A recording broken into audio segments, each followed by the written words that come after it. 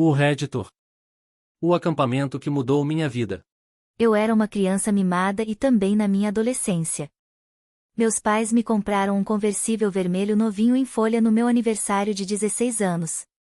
Eu tive um ataque porque o que eu realmente queria era o carro velho do meu irmão, que era de cor azul escuro. Eu era tão superficial e imatura naquela época.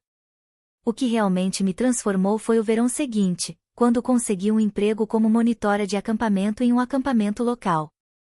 Eu não precisava trabalhar, mas estava entediada e parecia algo fácil de fazer. Deus, eu estava tão errada. Este acampamento era especificamente voltado para as classes mais baixas, que não podiam pagar cuidados infantis durante o verão. Servimos café da manhã, almoço e lanche da tarde para muitas das crianças do acampamento. Isso era tudo o que eles comiam naquele dia. Na sexta-feira, eles imploravam por comida para levar para casa para eles e seus irmãos, porque podiam não comer novamente até segunda-feira. Isso realmente me atingiu. A parte que mais me pegou foi um garoto que se recusava a tirar os sapatos e as meias, mesmo se estivéssemos indo para a piscina pública naquele dia.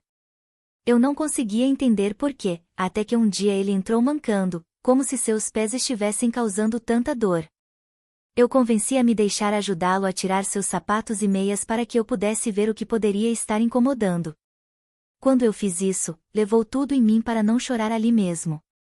Suas meias estavam cobertas de sangue, seus pobres pezinhos estavam cheios de feridas, e seus dedos pareciam se curvar um pouco. Ele estava com muita dor.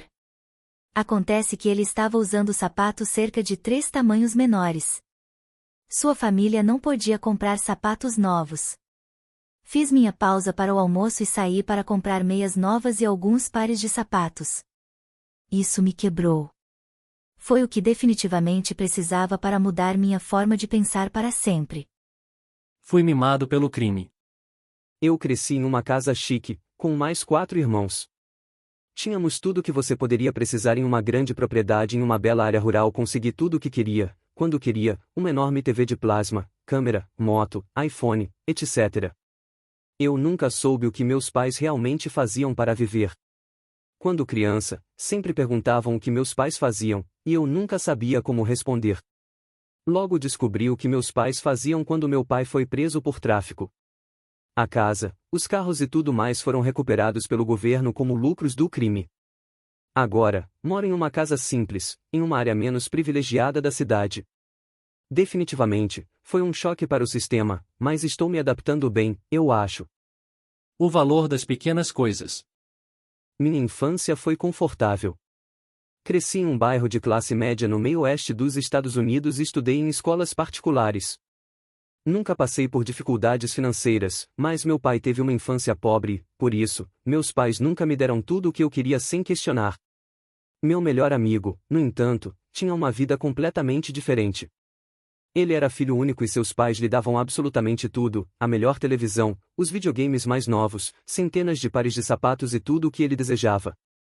Eu adorava passar o tempo na casa dele, porque lá sempre havia comidas incríveis, os brinquedos mais caros e um ambiente que parecia perfeito. Só entendi o motivo disso anos depois, quando nos mudamos e minha mãe me contou o que acontecia naquela casa. Os pais dele estavam presos em um casamento infeliz e brigavam constantemente. Eles tentavam compensar a infelicidade do filho comprando tudo o que ele queria. Mas, no fim das contas, tudo o que ele queria era algo que eu já tinha, pais presentes, que o escutassem e que demonstrassem amor de verdade. Foi por isso que ele passava tanto tempo na minha casa, mesmo sem os luxos que ele tinha na dele. Para ele, nossa casa significava paz. Com o tempo, meus pais se tornaram figuras paternas para ele e, até hoje, ele os chama de mãe e pai. Eu sempre considerei isso um privilégio imenso. Se não fosse por ele, eu talvez nunca tivesse percebido como fui sortudo por ter pais que me mostraram que amor vale muito mais do que qualquer coisa material. A ilusão do dinheiro fácil. Fui criado em um ambiente onde dinheiro nunca foi um problema. Desde pequeno, tive acesso a tudo o que queria. Quando um novo console era lançado, eu ganhava não só ele, mas todos os jogos disponíveis. No ensino médio, eu dirigia carros melhores que os dos pais dos meus amigos. Tinha 3 veículos para escolher, dependendo do meu humor do dia. Nunca precisei me preocupar com gasolina, seguro ou qualquer outra despesa. Esse estilo de vida me fez acreditar que a vida era uma constante ascensão financeira, onde cada ano eu ganharia mais e teria bens ainda mais caros. Eu tinha certeza de que, aos 25 anos, teria uma Lamborghini e uma casa de $500.000. Para mim, qualquer coisa menos do que isso seria um fracasso. Então, conheci uma garota que mudou minha visão de mundo. Ela teve uma infância modesta e precisou trabalhar desde muito jovem para ajudar nas contas da família. Quando começamos a namorar, minha primeira reação foi tentar presenteá-la com tudo o que eu achava que ela merecia. Gastei milhares de dólares levando-a para viagens luxuosas e comprando joias. Mas ela nunca se importou com nada disso. Sempre dizia que preferia um jantar simples e um filme em casa. Nos casamos, e pouco tempo depois, descobrimos que estávamos esperando um filho. Mas foi nesse momento que minha vida virou de cabeça para baixo. O dinheiro que sempre esteve disponível simplesmente sumiu. O negócio da família entrou em colapso e, de repente, eu estava sem renda. Pela primeira vez na vida, precisei procurar um emprego. Eu tinha um diploma, mas nenhuma experiência real no mercado de trabalho. O único emprego que consegui pagava pouco e, de um dia para o outro, passei a ter que lidar com despesas que nunca haviam sido minha preocupação. Minha esposa, por outro lado, se manteve tranquila. Ela já tinha passado por dificuldades financeiras antes e sabia exatamente o que fazer. Foi ela quem elaborou um orçamento para conseguirmos viver dentro da nossa nova realidade. Foi aí que percebi que, durante todo esse tempo, eu pensava que era o provedor, mas, no fim das contas, era ela quem segurava as pontas da nossa família. Essa experiência me ensinou que dinheiro não é garantia de felicidade e que ele pode desaparecer num piscar de olhos. Hoje, valorizo muito mais as pequenas coisas, minha família, minha fé e o simples fato de saber que posso enfrentar qualquer desafio ao lado das pessoas que amo. A realidade dos outros.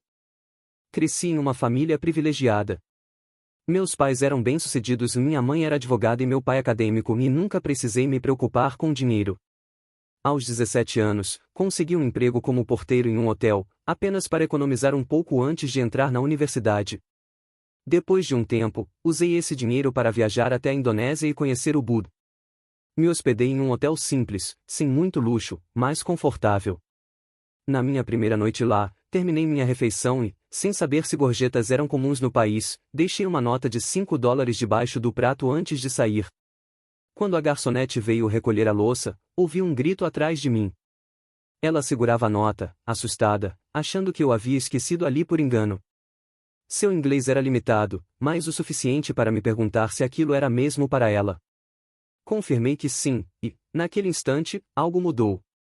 Seus olhos se encheram de lágrimas, e sua expressão era um misto de surpresa e gratidão.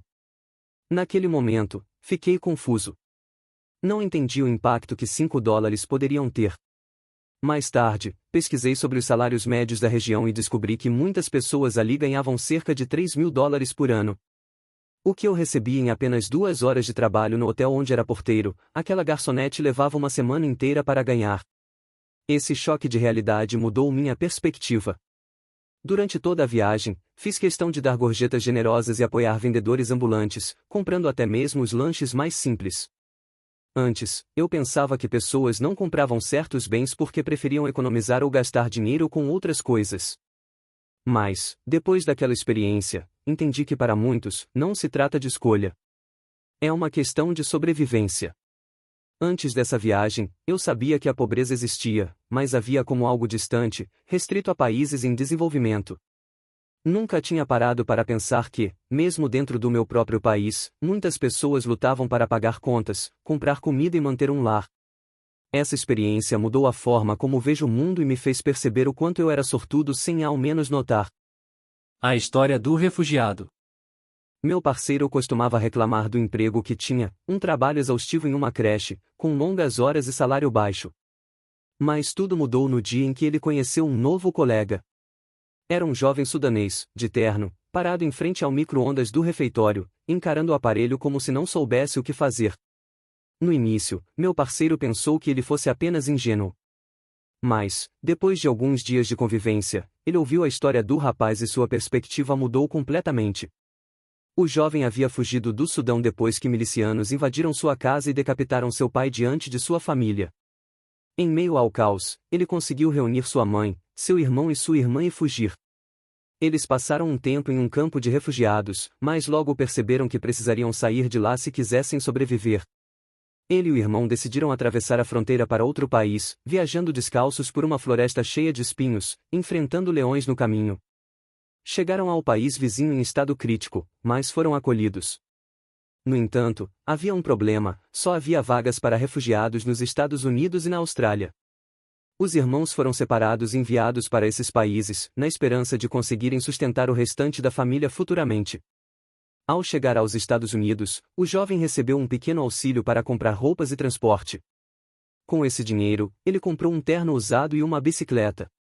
Com isso, conseguiu seu primeiro emprego, um trabalho que pagava abaixo do salário mínimo porque fazia parte de um programa de incentivo a refugiados. Ele não sabia o que esperar e, no primeiro dia, apareceu de terno e gravata. Esse foi o dia em que meu parceiro o viu pela primeira vez no refeitório, olhando para o micro-ondas sem saber como usá-lo. Poucos dias depois, ele foi demitido porque a empresa considerou que ele aprendia devagar demais. Desde então, sempre que reclamo de contas ou dificuldades financeiras, lembro dessa história. No final do dia, tenho um teto seguro, comida na mesa e pessoas que amo ao meu lado. E isso já me faz uma pessoa imensamente rica.